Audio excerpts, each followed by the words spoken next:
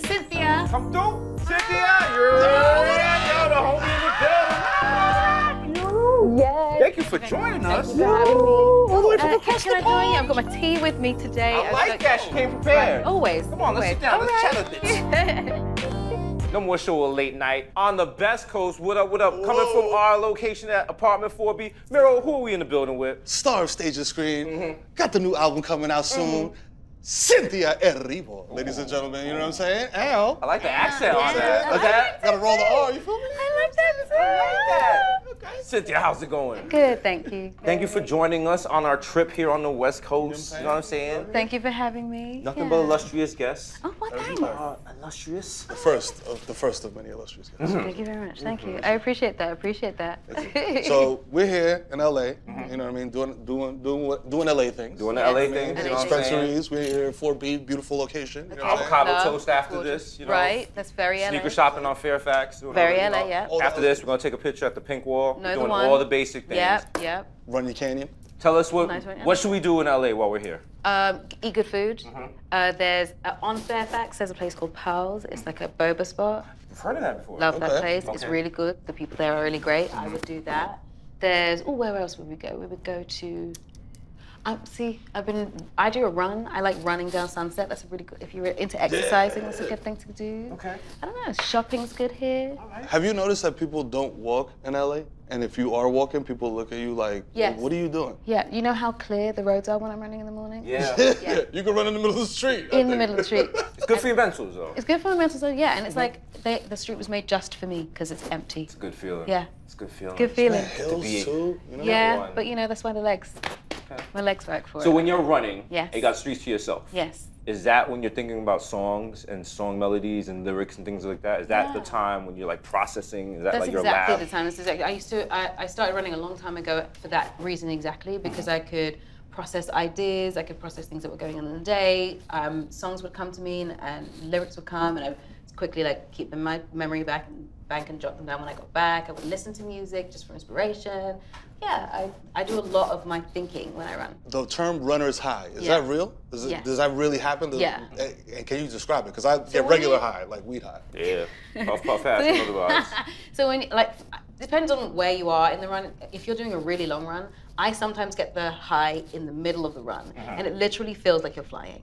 Like it feels like you have no weight and you're running on air, and it feels like you can run as fast as you can forever and ever and ever. By the time you get to the run, the endorphins kick in because you've finished. So you do get like a bit of a, whew, okay, yeah. Okay, So okay. it feels pretty good, and it goes on for a while. Got you. Yeah, it lasts for a good long time. All right. Got a Jay-Z level question for you. Oh gosh. Because this is like, you're saying when you're running, that's the lab, that's when you're coming up with stuff. Yeah. How do you remember if you come up with like a line or a melody or like a run to do in a song? Like how, because I know like if I come up with something like witty, Yeah. sometimes I have to like jot it down on the phone. Yeah. Like right away. Because the way my mind works, like 30 seconds later, it's gone. It's gone. Do you have that same problem, or is that not an Sometimes I issue? have that problem, but sometimes the melody just repeats itself. It keeps playing in my head, and that's by the end of it, I'll remember that melody and I'll jot it down on my phone or write down a lyric or something like that. Or there'll be like a phrase that comes up, and I will want to riff off that phrase to create a song. Yeah. Got you. So stage, screen, Yeah. vocal booth, Yeah. you know what I mean? You do it all. Yeah. What is your preferred medium? You know what I mean? As a I don't have a preferred on purpose because they all fulfill different parts of me. When I'm on stage and I'm performing as a character, there's something that's really special about being able to be live with people in front of you. You get a response, you get energy back from them immediately. And when you're singing, doing that as yourself, they are responding to you, your person, which is thrilling. And to be able to do stage and screen, it means you're able to reach so many more people than you would if you were just on a stage. Right. And I've learned so much from being on screen. There's so many more different sort of avenues that you can play when you're on screen. And I just love the work of creating and the work of sharing. I love singing because it was my first language, so it's hard to pick a preferred because they've all brought me something really special. Yeah. Got you. And then the energy that you're talking about when you're on stage, Yeah. talk to us about it because we miss it so much. It's hard to describe, isn't it? It's hard to, when you're, imagine standing on a stage, it's you, one person, and I always believe that when you're whether it's one person, 2 people, 3 people, there's always an energy exchange and conversation. There's always an energy, even if the other person isn't talking. If I'm giving you something and giving you conversation, I'm exchanging energy, and by listening, you're also receiving and giving back as well. Right. Imagine that in front of 2,000 people, 1,000 people, 3,000 people. All of those people are, even if they're not speaking, giving you energy to keep going. You can feel that from the stage. You can absolutely feel that. So when something happens and someone cries out from the crowd and they scream or something like that, it sends like electricity through the atmosphere, no? Absolutely. And all of a sudden people are crying, you can hear it. You can hear that cry and it's coming through it. That sends something to your brain going, they're there with you, they understand. And I've had it, which is a very special thing when people stand up and it's an ovation in the middle of a song and you haven't even gotten to the end of it. You know that there is an energy in the room that couldn't keep them in their seats and they had to get up. It's a very special thing, and that comes to you, and you receive that, and you take it with you. We're almost there, yo. We're almost there. Yeah. Get vexed up. Yeah. So you're just talking about production, how you love creating. You got the new album on the way. Yeah. Tell us about it, because that's one of those bland questions you could ask on talk shows. Like, yo, tell us about the album. But like, you can just see you were like kind of glowing and lighting up, talking about how you love producing and creating and making content for people to consume. So tell us, what's some of the themes on the album? Like, what are you taking us through on it? So yesterday someone asked me, what is the album about? And that's the best way to sort of talk about this album, because it really is a story, almost. It's a collection of stories over the sort of like last 8-7 years, my life in general. Moments that mean things to me, moments that have changed me, people that I've met that have shifted my thinking, people that I love, people that I've missed, all of those things. And it's love, heartbreak, laughter, joy, and I wrote all about those things. And there's a song in there that's from 7 years ago that I was like, I don't think I'm going to use this, and then all of a sudden it just felt right, so we reproduced it and made it again, and it feels perfect. And this new single that's coming out came from a conversation that I had with a friend who had lost her father, and she said a phrase that I wanted to sort of riff off. She said she wanted to remember the good. And I thought to myself, what would it be like if in bad situations or relationships that we want to leave or things that have gone wrong, instead of thinking about the worst of those times, think about the best of those times. So you remember the good. And I wanted to write about that because I understand what that feels like. So a lot of these songs really they're from the heart. What is your studio like session like? Well, for you, it seems like it's very intimate, very like you and the engineer. It's me, the it's engineer, very personal. and another writer, or maybe if that. Yeah, it's a small little room with me and the people that are making the music. So incense, what's going on? Like, incense, candles. I love all of that. Incense, candles, low lighting, all of that. And like I recorded a lot of this in a house, in my house. When I was on set, I was shooting a series, and I was recording it whilst I was shooting the series. Right. All of this has been really intimate. So yeah, that's what this album feels like.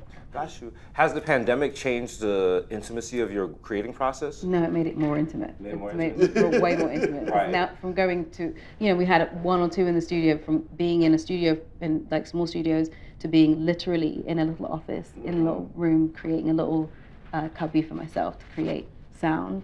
That's what we were doing sitting behind a desk on a computer over Zoom, writing a song. Yeah, just between me and a computer screen with 2 other people, and we write songs. Was that different? Is that writing process different, like using Zoom versus being in the same room as people, or did it just? I thought it would be. I mean, obviously there's something about having people there with you in the room because there's a different sort of energy. But I think because we'd all come with the right intention. So we were all there to write and to create something. And honestly, the song we wrote, I think we wrote 2 or 3 over Zoom. The one we wrote that surprised me the most took an hour and 20 minutes to finish. And it's one of my favorite songs. It took like no time. We were all sort of like there with it. Here's a question I have for you, because I always see this with like record companies. We always talk about this on podcasts. Every now and then you'll have like a beautiful R&B ballad. And then like some record exec will be like, you know who needs to be on that? Little Baby. The baby. And then it's just like, you're talking about, yo, let's remember the good. Let's remember that. And he's like, yo, I got the blicky on my hip. I'll shoot you if you, and you're like, do you ever get like notes from the record company? There was a moment where they had asked if I wanted to have someone on one of the tracks, and I just was like, I don't think that's right for this. Right. Yeah. Shout out to you because I feel like more artists need to be like, yo, like this song is about my marriage. We don't need Rick Ross on it. No, like we're gonna leave this one alone. It's good as it is. It's good as it is. I'm a fan of Playboy Cardi, but he does not need to be on the song about my mom. Yeah, I mean, you know what I'm saying? I love his music. That's fine, but this is not really the area. Right. You don't want to have on the bridge. It's like, oh, you about to start shaking, huh? There's a time and a place for it, though. Of course. There's a time and place for it. For sure. But maybe not the same. Listen, all we're saying, if you want to do something with City Girls, you know, right there. But let's write it for the right thing. You know what I mean? Let's write the right space for it. She got the right Twinkle remix. There you go. You know what I'm saying? Listen, into it. If it's music, it's music. If it feels good, it feels good. That's what I'm saying. Look at us. So we on the West Coast doing deals. Now we record execs, you know what I'm saying? So we'll get me some avocado toast. Yo, let's wrap this up and get off some avocado toast. Up. Listen, I know you're busy. You out here. You in every media format. You doing big things. You know what it is. Illustrious guest. Doesn't matter East Coast, West Coast, wherever it is. What would you like your neon sign to say? Find happiness wherever you can. Find happiness wherever you can. Woo. And when does the album drop? Talk to him. Tell him when it's coming out. The single, the album. Okay, single is out now. It's called The Good. Album is out in September, and I'm really excited. Please go get it. It's called Chapter 1, Verse 1. All right.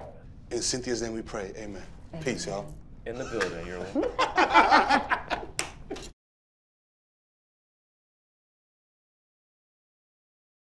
Yo, welcome to the DESUS MERO YouTube channel. That's right, you know what I'm saying? Like, subscribe, you know what I mean? That's right, we got a lot of digital content in here to keep you up in between our shows. So be sure to like, subscribe, and, you know, click watch another video. We out. Hit all the buttons. Watch, man.